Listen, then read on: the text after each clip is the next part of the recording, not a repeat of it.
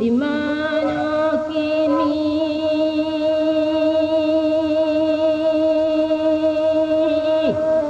iba manahai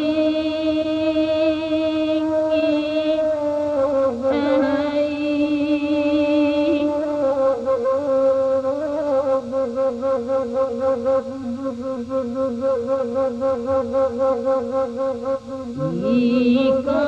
tinggal mampara laju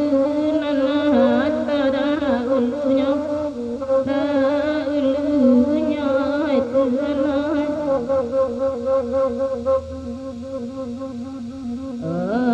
lepas yati karaju dalam luri badi pangkulo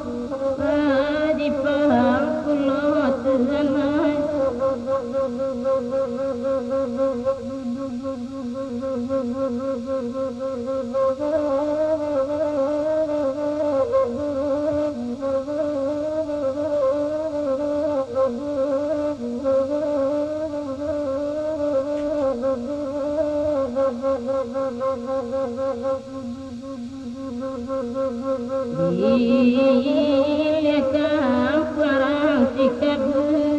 selalu jalan menurun dalam daerah tinggalan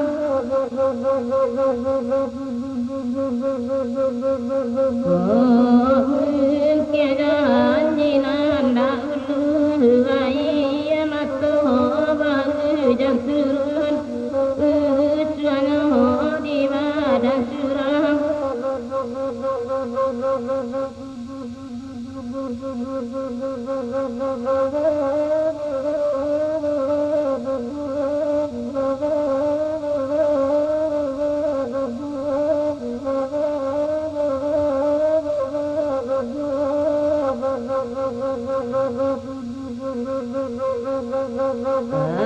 asa kasanangati mama biya kami manendanganyo latuganoy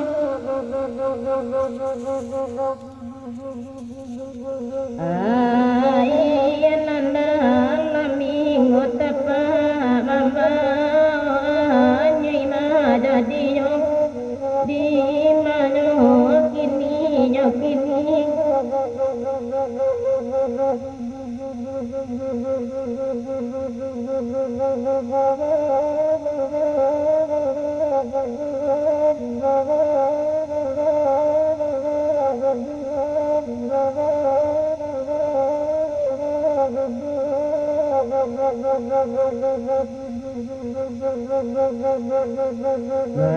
manangi bini matin notoma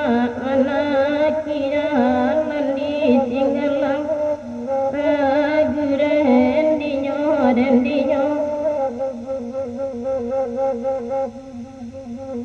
ala patu ati dan ibo bangsa jati akawatingam raguren dinyo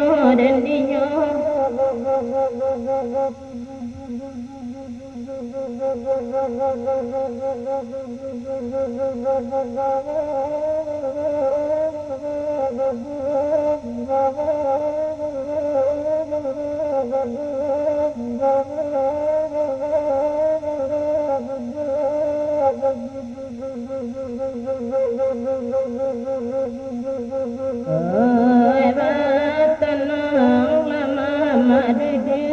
anak kami badendang juga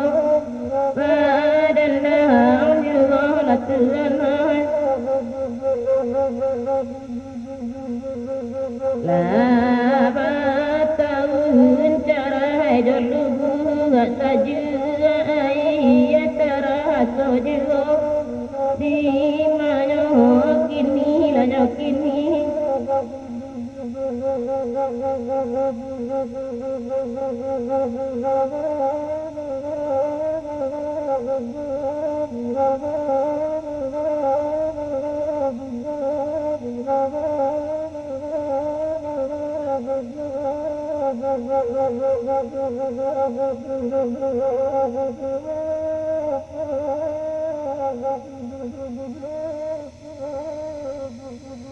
Oh